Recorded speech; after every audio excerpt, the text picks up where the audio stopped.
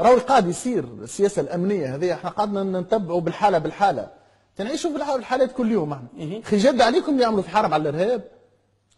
جد اللي يعملوا في حرب على الارهاب نراو فيهم على الثغور. نراو فيهم في بنقردان في الشعابي. نراو في الابطال اللي قاعده تمد في صدوراتها. اما الباقي تعرف ايش يعملوا؟ ما قاعد يصنعوا في الارهاب. كيفاش خطير قاعد تقول فيها لدرجه يا خطير يا مقداد. اللي قاعد يصير اخطر منه مليون مره. كيفاش؟ قل لي وما دامنا ساكتين عليه. شو اللي قاعد يصير؟ اسمعني شو اللي قاعد يصير؟ اللي قاعد يصير تعرف شنو؟ استهداف للدين الاسلامي في تونس. واللي يحب يواجهني ويناقشني يتفضل. تعرف شو عملوا؟ ثم مجرمه نتاع مخابرات عملوا عمليات ارهابيه باش يدمروا المسار الديمقراطي في تونس. والكلهم يعرفوا، الداخليه تعرف، والاحزاب تعرف، والسياسيين والاعلاميين يعرفوا اللي السلاح اللي قاعد يجي من برا، واللي ثم جهات اللي برا المفروض المخابرات تمشي تجيب لنا اخبارهم شكون اللي وراهم.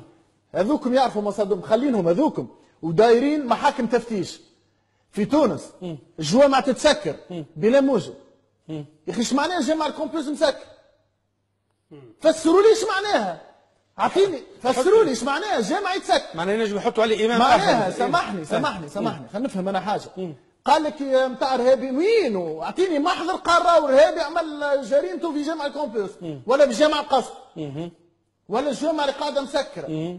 واذا مجرم عمل جريمه وخرج من جامع نسكروا الجامع، مرة نسكروا البيران الكل.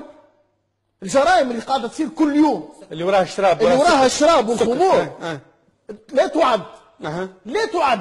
تلقاه السرقه ومعها السكر الواضح، العنف والسكر الواضح، العقوق والسكر الواضح، ومع ذلك لا نغلق السكر الواضح. ومع ذلك لا نغلق ما يسكروهمش. تو داروا على الجمعيات الخيريه ما ثم حتى ملف نتاع ارهاب قالوا اللي فيه مليم خرج من جمعيه خيريه. لا معيز ولا طاروا. الجمعيات الخيريه تعمل في الارهاب. يا ولدي ما دليلك على هذا؟ يا ولدي الاصل هو الحريه، يا ولدي الاصل هي سلامه النيه، يا ولدي الاصل هو البراءه. لا ما فماش هذوما الكل. انت علاش انت؟ انا جبت على الكتب قالوا كتب تكفيريه، معنا حتى قائمه في كتب تكفيريه ما يقراوش يا مقدار، ما يقراوش. والداخليه ما تعرفش، والعوام اللي يبحثوا فيهم من المناطق الكل يلموا في بولحيه ويلموا في الامام الفلاني ويلموا في الثاني، ما يعرفوا حتى شيء وما عندهم حتى تكوين. ونهار كامل اليوم رجعوا لنا القيادات الامنيه القديمه. ايش يعرفوا القيادات الامنيه القديمه؟ ما يعرفوا كتاب القران كتاب تكفير. وانت عامل لحيه معناها مجرم، معناها وجهك انت تحكم فيه الدوله التونسيه. معناها يلزم كي تغزر المرايه تقول زعما الداخليه راضيه عليا هكا ولا لا. سي دو نابورت كوا. هذه معناها فوضى، مش فوضى، قرى وسطيه. هذه قرى وسطيه، هذه معناها محاكم تفتيش اللي عاشتها اسبانيا واوروبا. عاملين توا مشكله على النقاب. طبعا يلزم مرتك وبنتك تخرج من الدار، يلزم هما يقرروا لها ايش تلبس. وقال لك لا عندنا مشكله مع النقاب، يكذبون. عندهم مشكله مع الحجاب.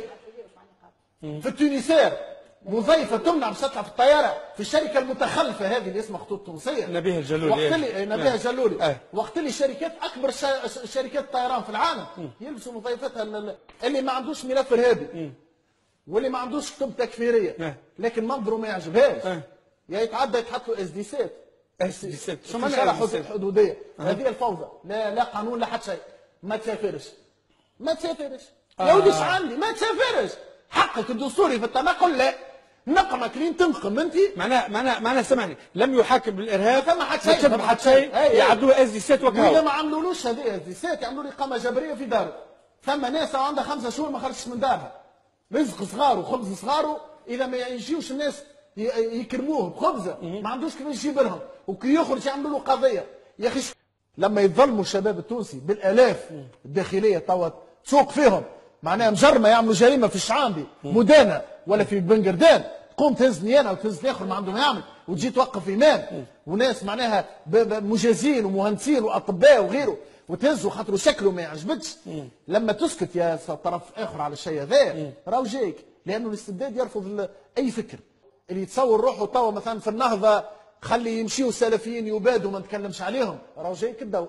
وراهي الداخليه نهار وليل هي تشد في الناس ثماش شكون من النهضه حرضك. وعندنا في محاضر كان يحبوا نتحداهم في بلاتو. اوكي الناس اللي حرضوا فيهم جبد لنا علي العرايض وجبد لنا فلان وجبد لنا جماعه النهضه.